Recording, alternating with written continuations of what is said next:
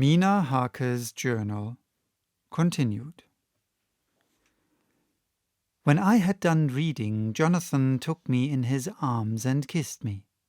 The others kept shaking me by both hands, and Dr. Van Helsing said, "Our dear Madam Mina is once more our teacher. Her eyes have been where we were blinded. Now we are on the track once again, and this time we may succeed. Our enemy is at his most helpless, and if we can come on him by day on the water, our task will be over.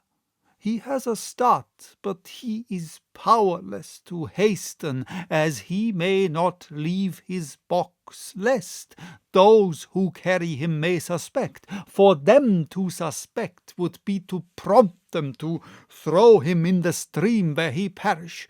This he knows, and will not. Now, men, to our council of war, for here and now we must plan what each and all shall do." "I shall get a steam launch and follow him," said Lord Godalming. "And I, horses to follow on the bank, lest by chance he land," said Mr. Morris. "Good," said the Professor. "Good both, but neither must go alone. There must be force to overcome force, if need be. The Slovak is strong and rough, and he carries rude arms." All the men smiled, for amongst them they carried a small arsenal. Said Mr. Morris, "I have brought some Winchesters. They're pretty handy in a crowd, and there may be wolves. The Count, if you remember, took some other precautions. He made some requisitions on others that Mrs. Harker could not quite hear or understand. We must be ready at all points." Dr. Seward said, "I think I had better go with Quincy. We have been accustomed to hunt together, and we two, well armed, will be a match for whatever may come along. You must not be alone, Art. It may be necessary to fight the Slovaks, and a chance thrust, for I don't suppose these fellows carry guns, would undo all our plans. There must be no chances this time. We shall not rest until the Count's head and body have been separated, and we are sure that he cannot reincarnate." He looked at Jonathan as he spoke, and Jonathan looked at me. I could see that the poor dear was torn about in his mind. Of course, he wanted to be with me, but then the boat service would, most likely, be the one which would destroy the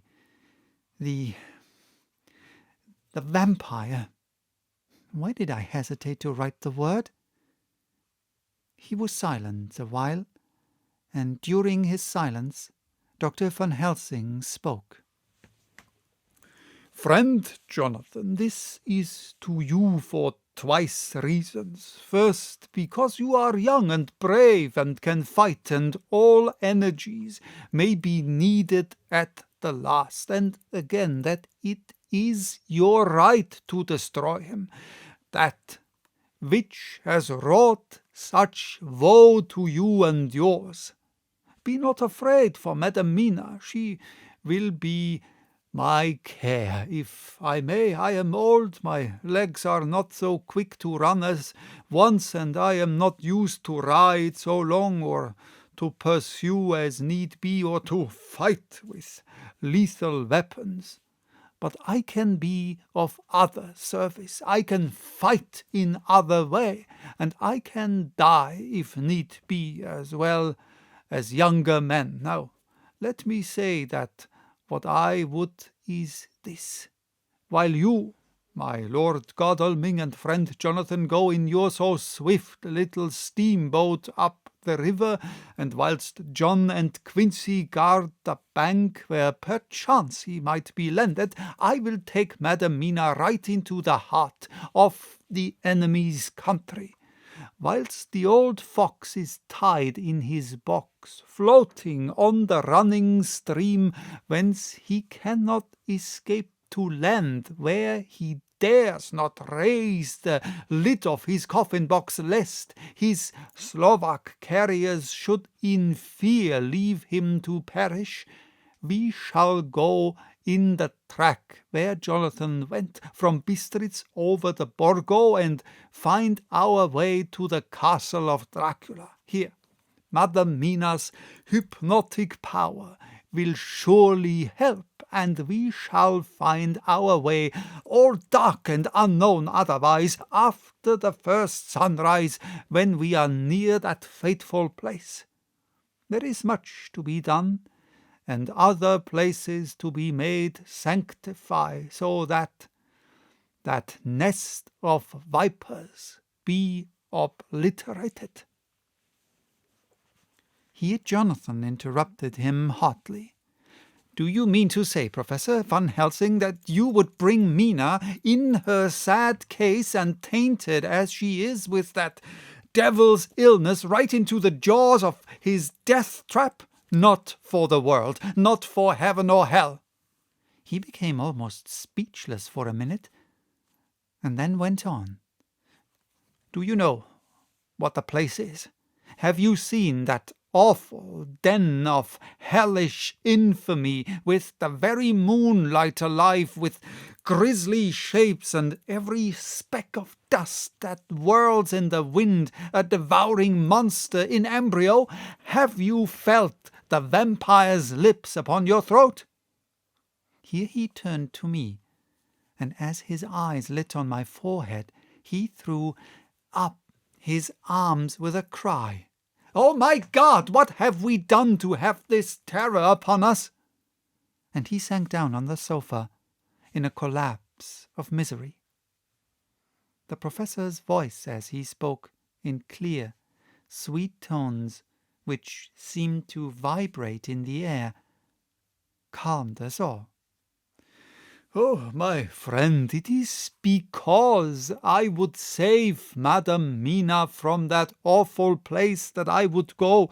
God forbid that I should take her into that place. There is work, wild work to be done there, that her eyes may not see. We men here, all save Jonathan, have seen with their own eyes what it is to be done before that place can be purified. Remember that we are in terrible straits if the Count escape us this time. And he is strong and subtle and cunning. He may choose to sleep him for a century, and then, in time, our dear one," he took my hand, "would come to him to keep him company, and would be as those others that you, Jonathan, saw. You have told us of their gloating lips, you heard their ribald laugh as they clutched the moving bag that the Count threw to them. You shudder, and well may it be. Forgive me that I make you so much pain, but it is necessary, my friend. It is not a dire need for the which I am giving possibly my life. If it were that anyone went into that place to stay, it is I who would have to go to keep them company." "Do as you will," said Jonathan, with a sob that shook him all over. "We are in the hands of God." Later. Oh, it did me good to see the way that these brave men worked. How can women help loving men when they are so earnest, and so true, and so brave? And too, it made me think of the wonderful power of money. What can it not do when it is properly applied, and what might it do when basely used? I felt so thankful that Lord Godalming is rich, and that both he and Mr. Morris, who also has plenty of money, are willing to spend it so freely. For if they did not, our little expedition could not start, either so promptly or so well equipped as it will within another hour. It is not 3 hours since it was arranged what part each of us was to do, and now Lord Godalming and Jonathan have a lovely steam launch with steam up ready to start at the moment's notice. Dr. Seward and Mr. Morris have 6 good horses well appointed. We have all the maps and appliances of various kinds that can be had. Professor Van Helsing and I are to leave by the 11:40 train tonight for Veresti, where we are to get a carriage to drive to the Borgo Pass. We are bringing a good deal of ready money, as we are to buy a carriage and horses. We shall drive ourselves, for we have no one whom we can trust in the matter. The professor knows something of a great many languages, so we shall get on all right. We have all got arms, even for me, a large bore revolver. Jonathan would not be happy unless I was armed like the rest. Alas, I cannot carry one arm that the rest do. The scar on my forehead forbids that. Dear Dr. Van Helsing comforts me by telling me that I am fully armed, as there may be wolves. The weather is getting colder every hour, and there are snow flurries which come and go as warnings. Later. It took all my courage to say good-bye to my darling. We may never meet again. Courage, Mina. The professor is looking at you keenly. His look is a warning. There must be no tears now, unless it may be that God will let them fall in gladness.